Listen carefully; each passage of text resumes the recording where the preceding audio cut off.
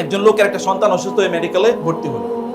ঘটলো কোথায়? মেডিকেলে। ডাক্তার যদি এখানে কেউ থাকেন, আমি জানি না আছেন কিনা। মেডিকেলে ভর্তি হওয়ার পর ডাক্তার বলল 10টা টেস্ট লাগবে। কয়টা টেস্ট? তার পেটে একটু সমস্যা, 10টা টেস্ট লাগলো। 10টা টেস্টে তার কি আর 10,000 টাকার মতো যাবে। 10,000 টাকা তার বিল চলে আসে। এখন 10,000 টাকা বিল দিয়ে এই ডাক্তার কি করলেন? এই টেস্টগুলো একটারও প্রয়োজন ছিল না, কিন্তু মিথ্যা টেস্ট দিয়েছে। দেয় কিনা এরকম মিথ্যা টেস্ট? 10টা টেস্ট দিয়ে তিনি 10,000 টাকা ইনকাম করলেন। ভাবলেন আজকে তো অনেক টাকা ইনকাম করেছে, খুবই মজা। তিনি টাকা নিয়ে যখন আসছিলেন, রাস্তায় ছিনতাইকারীর কবলে পড়ে ছিনতাইকারী 10,000 টাকা নিয়ে গেছে। নিয়ে যাওয়ার পর ছিনতাইকারী চিন্তা করলো, মজা তো, অনেকগুলো টাকা পেয়েছি। ছিনতাইকারী টাকা নিয়ে কি খুব মজা করে যাচ্ছিল, সামনে পুলিশ অফিসারের সামনে দেখা। পুলিশ অফিসার কি করছে? তার কাছ থেকে ওই টাকা নিয়ে গেছে। নিয়ে যাওয়ার পর পুলিশ অফিসার চিন্তা করলো যে ভালোই তো, কিছু টাকা পয়সা পেয়েছি। অনেকদিন বাসায় বাচ্চারা কি ইলিশ মাছ খেতে চেয়েছিল, ইলিশ মাছ তো নেই না, আজকে ইলিশ মাছ নিয়ে যাব। এখন তিনি বাজারে গেলেন। বাজারে যাওয়ার পর তিনি ইলিশ মাছ কিনলেন, কিন্তু ওই ব্যক্তি যিনি তাকে ইলিশ মাছ দিয়েছেন, ইলিশ মাছ হলো পচা এবং ফরমালিন যুক্ত। এখন এই ইলিশ মাছ কি করেছে? নিয়ে গেছে। ইলিশ মাছ যখন তিনি নিয়ে গেলেন বাসায়, এইদিকে ইলিশ মাছ যে বিক্রি করেছে ও মনে করছে অনেক ভালো, অনেক টাকা পয়সা পেয়েছে, ইত্যকার। আর যিনি ইলিশ মাছ বাসায় নিয়ে গেলেন উনি ছিলেন কে? Police officer. মনে আছে কিনা? ওই যে এই পুলিশ অফিসার ইলিশ মাছ নিয়ে গেছেন। ইলিশ মাছ নিয়ে যায় তার সন্তানদেরকে খাওয়ালেন।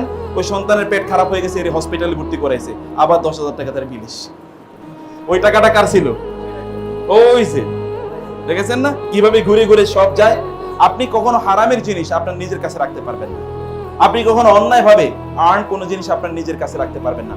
আপনি যদি অন্যায় করেন, তাহলে কোনো একজন অন্য কোথাও দাঁড়িয়ে আছে আপনার প্রতি অন্যায় করার জন্য। আপনি যদি ন্যায় করেন, তাহলে কোনো এক জায়গায় আপনার পক্ষে ন্যায় করার জন্য কেউ একজন দাঁড়িয়ে থাকবে। আপনি অন্যদের সন্তানদেরকে ঠিক সেভাবেই গুরুত্ব প্রদান করবেন যতটুকু আপনি চান অন্যরা আপনার সন্তানকে গুরুত্ব প্রদান করবে। যদি আপনি তা করেন, তাহলে বিশ্বাস করুন আপনার সন্তানরা সত্যি করতে ভালো মানুষ হয়ে বেড়ে উঠবে। তারা সত্যি করতে ভালো মানুষ হবে, আদারওয়াইজ তারা সত্যি করতে ভালো মানুষ হবে না। এটা একটা বিশাল বড় একটা আমানতের ইস্যু।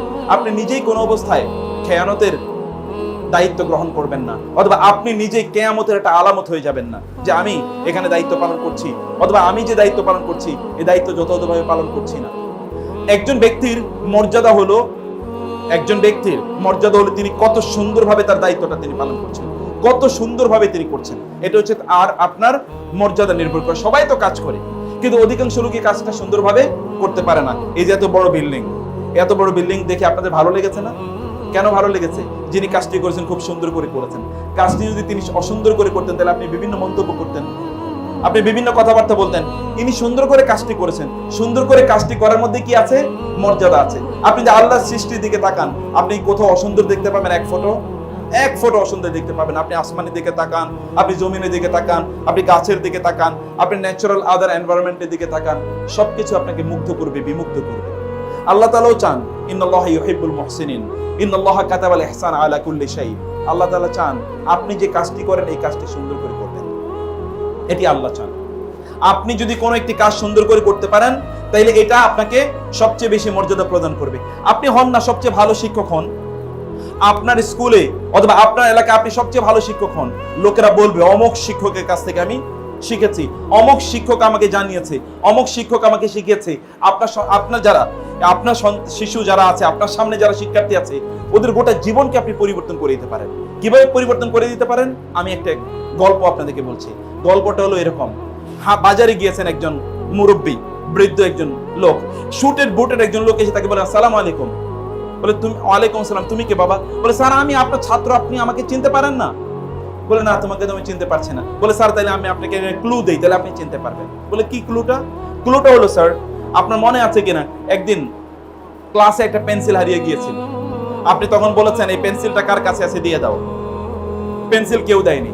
আপনি তখন বলেন আচ্ছা ঠিক আছে, তোমরা সবাই চোখ বন্ধ করো, যে পেন্সিলটা নিয়েছে সে আমার হাতে এসে দিয়ে যাবে। তখন আমরা সবাই চোখ বন্ধ করেছিলাম স্যার। সেদিন আমি পেন্সিলটা নিয়েছিলাম। এই যে আপনি যে বলেছেন সবাই চোখটা বন্ধ করো, চোখ বন্ধ করার কারণে আমি যে পেন্সিল নিয়েছি কেউ জানে না। যদি আমি সেদিন পেন্সিল নিয়েছি এটা যদি সেই দিন প্রমাণিত হতো তাহলে আমি লজ্জিত হতাম, আমি স্কুল থেকে চলে যেতাম, আমি এখানে লজ্জায় আসতে পারতাম না, আমি আর পড়াশোনা করতে পারতাম না। কিন্তু সেই দিন আমার একটা বড় শিক্ষা হয়েছে, স্যার এই যে আপনি আমার সম্মান রক্ষা করেছেন না, আমি বুঝতে পেরেছি সম্মান রক্ষা করাই খুবই জরুরি এবং গুরুত্ব। আমি এই জন্যে আপনার সেই শিক্ষাটাকে সামনে রেখে আমি এরপরে ভালো মানুষ হয়েছি, আমি ভালো করে পড়াশোনা করেছি, আজকে আমি খুবই প্রতিষ্ঠিত, খুবই সম্মানিত। স্যার বলেন ভালো কথা, থ্যাংক ইউ, কিন্তু তুমি যে পেন্সিল নিছো তা তো আমি জানি না। বলে কেন স্যার? বলে আমিও তো আমার চোখটা বন্ধ করে রেখেছিলাম যেন আমি তোমাকে না দেখতে পাই, কারণ যে পেন্সিল নিয়েছে ওকে যদি আমি দেখতে পাই তাহলে তো ওর প্রতি আমার কি আচরণটা আর আগের মতো ভালো হবে না। এই জন্য আমিও চোখটা বন্ধ করে রেখেছিলাম যে পেন্সিল নিয়েছে তাকে যেন আমি না দেখতে পাই। একজন শিক্ষকের মহত্ব দেখেছেন, ভালোবাসার লেভেল দেখেছেন, তিনি কিভাবে পরিবর্তন করে দেন মানুষকে। রাসূলুল্লাহ সাল্লাল্লাহু আলাইহি ওয়াসাল্লামের কথা একবার চিন্তা করে দেখেন তো, তার কাছে কারা এসছে? ওমর রাদিয়াল্লাহু তাআলা তাকে হত্যা করতে আসেন নাই? এসছেন কেন? আপনারা তো গল্প জানেন। ওমর তাকে এসেছেন হত্যা করার জন্য। সেই ওমর পরবর্তীতে কি করেছেন বলেন তো? ইসলাম শুধু গ্রহণে করেছেন এরকম? এই ওমর রাসূলকে গিয়ে বললেন আপনি কি সত্য নবী নন? হ্যাঁ। ইসলাম কি সত্য ধর্ম নয়? হ্যাঁ। কোরআন কি সত্য ধর্মগ্রন্থ নয়? হ্যাঁ। তাহলে আমরা কেন গোপনে ইসলাম প্রচার করছি? বলে তুমি কি করতে চাও? বলে আমি প্রকাশ্যে ইসলাম প্রচার করব। মাত্র হত্যা করতে গেল, কিন্তু কেমন মানুষের পরিবর্তন হয়ে এসেছে দেখেন, কেমন মানুষের পরিবর্তন হয়েছে। শিক্ষক কাকে বলে? শিক্ষক আসলে ট্রান্সফরমেশন করে।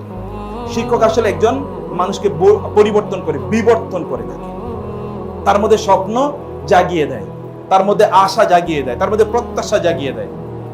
একজন ছোট্ট একজন সাহাবী, যায়েদ ইবনে সাবিত তার নাম, তিনি আসলেন যুদ্ধ করার জন্য রাসূলের সাথে। কারণ ছোটদেরকে তো যুদ্ধের ময়দানে নেওয়া যাবে না, মানে সে তো ফিজিক্যালি ফিট না যুদ্ধে যাওয়ার জন্য, যোদ্ধা হিসেবে যাওয়ার জন্য। তো তিনি গিয়ে কাঁদছেন, তার মা তাকে রাসূলের কাছে নিয়ে আসেন, ইয়া রাসূলুল্লাহ, ও যুদ্ধে যেতে চেয়েছিল, আপনি যুদ্ধে যেতে দেন না, এই জন্য সে কাঁদছে। যায়েদ ইবনে সাবিত। রাসূল বলেন নো প্রবলেম, তুমি তো অন্য জায়গায় এক্সেলেন্স অর্জন করতে পারো। কি এক্সেলেন্স? তুমি একটা ভাষার কথা বলেন, সুরিয়ানি, ইব্রানি, তুমি এই ভাষাটি শিখো। এই ভাষাটি শেখার মাধ্যমে আমরা অমুসলিম অন্যান্যদের কাছে আমরা ইসলামের মেসেজগুলো পৌঁছে দিতে চাই। এই কাজটা তুমি করতে পারো। তুমি কোরআন ভালো করে শেখো, তুমি কোরআন ভালো করে শেখো এবং ভাষা তুমি ভালো করে শেখো। এবং ইতিহাস সাক্ষী দেয় পরবর্তীতে অন্য মুসলিমদের সাথে, অন্য অমুসলিমদের সাথে যারা গ্রহণ করেনি তাদের কাছে ইসলাম প্রচারের জন্য যত ধরনের ভাষার যত ব্যবহার ছিল সব কিন্তু এর মাধ্যমে হচ্ছে। তিনি কিন্তু কেঁদেছিলেন, তিনি ভেবেছেন তিনি যুদ্ধের ময়দানে যেতে পারবেন না, কিন্তু যুদ্ধ কি কেবলমাত্র অস্ত্র শস্ত্র দিয়ে হয়? আর কি যুদ্ধ নাই? আছে কিনা? সমাজে অধিকাংশ যুদ্ধ অস্ত্র দিয়ে হয় না। সমাজে অধিকাংশ যুদ্ধ কি অস্ত্র দিয়ে হয় না, তার চেয়ে আরো গুরুত্বপূর্ণ যুদ্ধের অস্ত্র আছে। সেটা যেমন আপনার কথা, সেটা যেমন আপনার মোটিভেশন, সেটা যেমন মানুষকে পরিশুদ্ধ করার জন্য আপনার কি চিন্তা চেতনা, আপনার সামান্য একটু ধারণা, সামান্য একটু চিন্তা কিন্তু ওদের জীবনকে পরিবর্তন করে দিতে পারে, যেমন রাসূল তার জীবন মোড় ঘুরিয়ে দিয়েছে।